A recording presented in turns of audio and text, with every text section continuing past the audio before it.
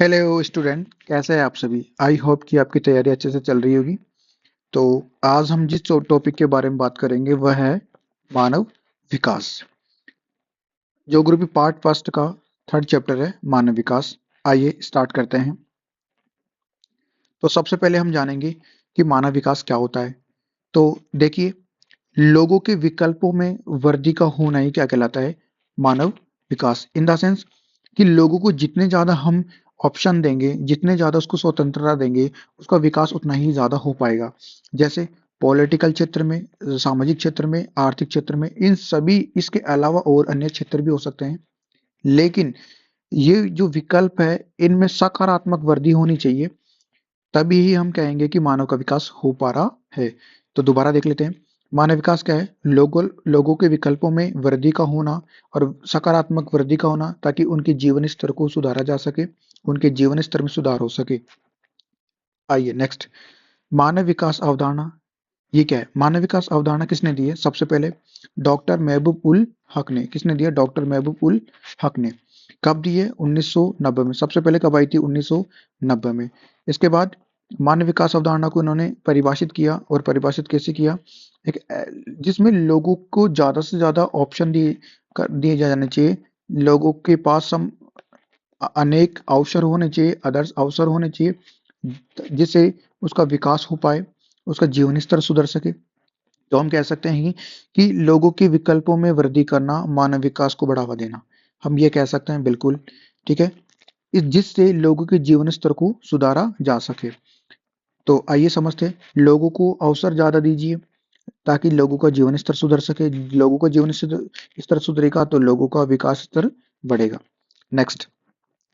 एक सार्थक जीवन जीने के लिए किन किन चीजों की आवश्यकता होती है, या सार्थक जीवन की विशेषता क्या होती है? तो आइए देखते हैं। एक सार्थक जीवन जीने के लिए उसको संसाधनों तक पहुंच होनी चाहिए। सभी संसाधनों तक क्या होनी चाहिए? उसकी पहुंच होनी चाहिए।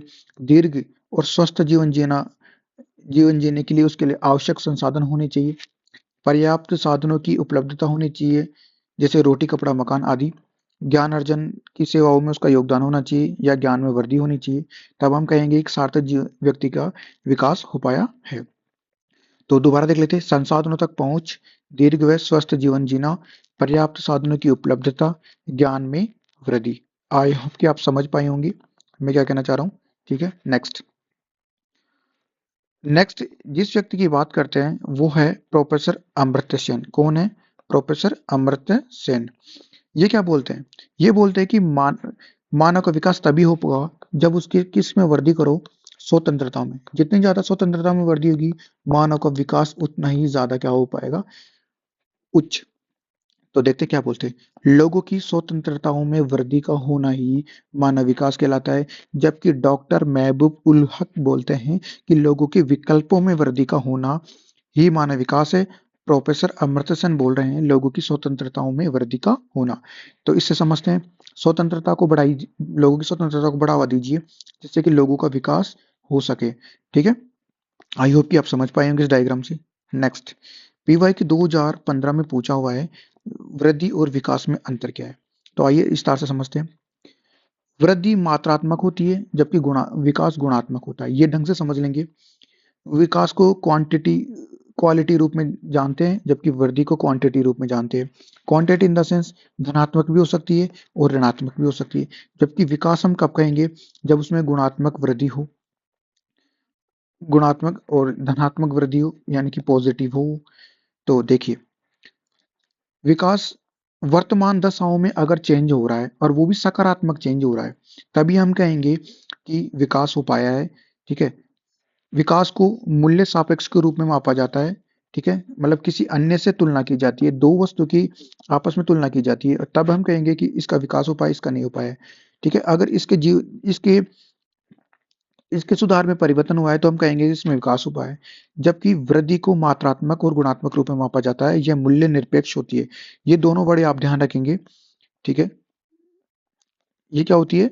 वृद्धि मूल्य निरपेक्ष होती है। क्लियर हुआ? अंडरस्टैंड यहाँ तक? चलो आगे देखते हैं। अब इसके बाद में देख लेते हैं एचडीआई। क्या देख लेते हैं? एचडीआई। एचडीआई को देखिए। एचडीआई एचडीआई किस किसके द्वारा जारी किया जाता है? यूएनडीपी के द्वारा जारी किया जाता है एचडीआई। 2020 के अनुसार कितना स्थान है भारत का? 131वां स्थान, ये याद रखेंगे। एक नंबर पे पूछ सकता है। दूसरा, एचडीआई की फुल फॉर्म पूछ सकता है, तो हम याद रखेंगे संयुक्त राष्ट्र विकास कार्यक्रम, यूनाइटेड डेवलपमेंट प्रोग्राम, ये याद रखेंगे क्योंकि पूछा हुआ भी है एक बार पीवाईक्यू में और दोबारा भी याद रखेंगे। एचडीआई के 3 स्तर होते हैं, जीवन प्रत्याशा, शिक्षा, संसाधनों तक पहुंच। दोबारा बोल देता हूँ, स्वास्थ्य यानी कि हेल्थ, एजुकेशन और एक्सेस टू रिसोर्सेज, संसाधनों तक पहुंच। आइए आगे पढ़ते हैं। नेक्स्ट, मानव विकास के 4 उपागम होते हैं। कौन कौन से होते हैं देख लीजिए। पहला है आयु उपागम, दूसरा है कल्याण उपागम, तीसरा है क्षमता उपागम, चौथा है न्यूनतम आधारभूत आवश्यकता उपागम। इन चारों को याद रखेंगे ताकि समझ आसानी से होगी, और जैसा हमने डायग्राम बनाया है वैसा ही आप एग्जाम में डायग्राम का यूज करेंगे ताकि आपके अच्छे मार्क्स आ सके। एक एक को करते स्टार्ट। देखो, पहला कौन सा है? पहला है हमारा आयु उपागम। पहला कौन सा? आयु उपागम। यह मानव विकास का सबसे पुराना उपागम है, ये याद रखेंगे हमें सबसे पहला। दूसरा, इस उपागम में मानव के विकास को आय के साथ जोड़कर देखा गया है। पहला पॉइंट क्या बोला है? सबसे पुराना उपागम है। दूसरा, आय के साथ जोड़कर देखा गया है। तीसरा, आय स्तर जितना ऊंचा होगा मानव का विकास स्तर भी उतना ही ऊंचा होगा। ये तीनों पॉइंट याद रखेंगे। दोबारा बोलता हूँ, सबसे पुराना उपागम है, ठीक है, मानव विकास को आय के साथ जोड़कर देखा गया है, ठीक है। दूसरा, जितना आय स्तर ऊंचा होगा उतना ही मानव विकास स्तर ऊंचा होगा। आई होप कि समझ में आया होगा। नेक्स्ट है कल्याण उपागम।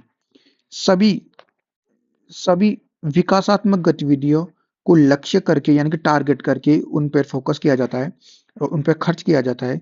जैसे सरकारी खर्च शिक्षा पे बढ़ाओगे, स्वास्थ्य पे बढ़ाओगे या सामाजिक सुरक्षा पे बढ़ाओगे तो उतना ही मानव कल्याण बढ़ेगा, उतना ही हम कहेंगे मानव का विकास हो पा रहा है।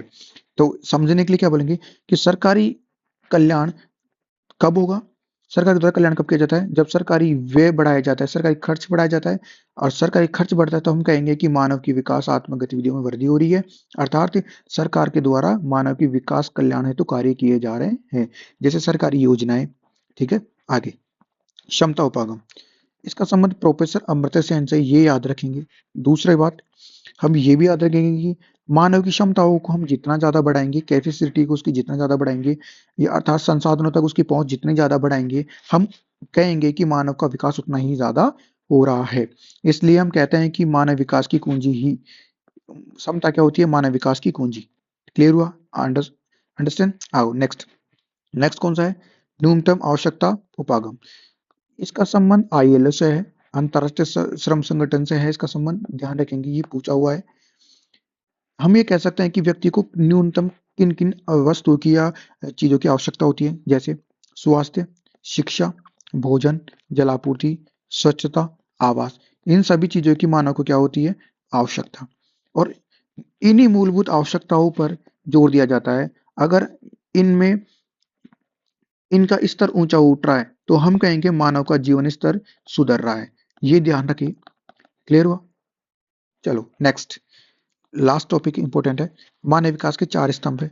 कौन कौन से हैं देख लेंगे। क्षमता, क्षमता उपागम, क्षमता स्तंभ सॉरी, सतत पोषणीयता, सशक्तिकरण और उत्पादकता। एक एक को देख लेते हैं क्या है। पहला है क्षमता। प्रत्येक व्यक्ति को उपलब्ध संसाधनों तक प्रत्येक व्यक्ति को उपलब्ध संसाधनों तक समान पहुंच की व्यवस्था करना। दोबारा देखेंगे, क्षमता क्या है? समता, समानता, दोनों एक ही वर्ड है। प्रत्येक व्यक्ति को उपलब्ध संसाधनों तक, जो भी उपलब्ध संसाधन है उनमें किसी प्रकार का भेदभाव नहीं किया जाएगा किसी भी व्यक्ति को लिंग, जाति, भेदभाव आदि के आधार पर, ठीक है। और वहां तक पहुंचने के लिए सभी व्यक्ति के लिए समान अवसर होने चाहिए, समान पहुंच होनी चाहिए, साथ ही लोगों के साथ समान व्यवहार पर जोर दिया जाना चाहिए। भेदभाव जैसी चीजें नहीं दिखाई देनी चाहिए। जैसे समान कार्य के लिए समान वेतन, अर्थात महिला हो या पुरुष हो, दोनों को समान कार्य के लिए समान वेतन दिया जाना चाहिए। अगर ये हो रहा है तो हम कहेंगे क्षमता का स्तर ऊंचा उठ रहा है, और क्षमता का स्तर ऊंचा उठेगा तो मानव का जीवन स्तर सुधरेगा। ये याद रखेंगे। क्लियर हुआ? अंडरस्टैंड? आगे नेक्स्ट, सतत पोषणीयता। सतत पोषणीयता क्या है देख लेंगे। सतत, लगातार, ठीक है, समान अवसरों की उपलब्धता में निरंतरता, यानी कि प्रत्येक पीढ़ी को समान अवसर प्राप्त होंगे, और सभी संसाधनों का उपयोग करेंगे। प्रत्येक पीढ़ी को समान अवसर प्राप्त होंगे और सभी संसाधनों का उपयोग करेंगे।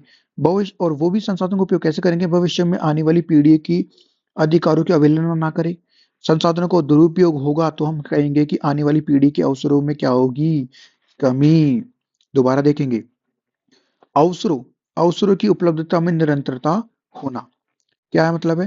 प्रत्येक पीढ़ी को समान अवसर प्राप्त हो, सभी संसाधनों का उपयोग बारी बारीकी से हो, भविष्य की पीढ़ी को ध्यान में रखकर संसाधनों का उपयोग किया जाएगा।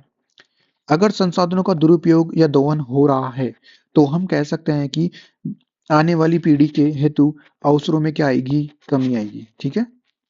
नेक्स्ट, उत्पादकता। उत्पादकता क्या है? लोगों की क्षमताओं में वृद्धि का होना, जिससे उत्पादन स्तर को बढ़ाया जा सकता है। अर्थात ज्ञान को बढ़ावा, उनकी चिकित्सा सुविधाओं को बढ़ावा, जिससे हम कहेंगे कि उनके जीवन स्तर को ऊंचा उठाया जा सकता है। नेक्स्ट है सशक्तिकरण।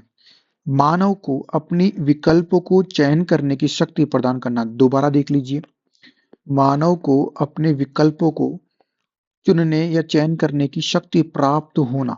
जैसे मानव को अगर हम स्वतंत्रता देंगे या उनकी स्वतंत्रता के विकल्पों में वृद्धि करेंगे, अर्थात समान अवसर प्रदान करेंगे, तो हम कह सकते हैं कि सशक्तिकरण बढ़ रहा है।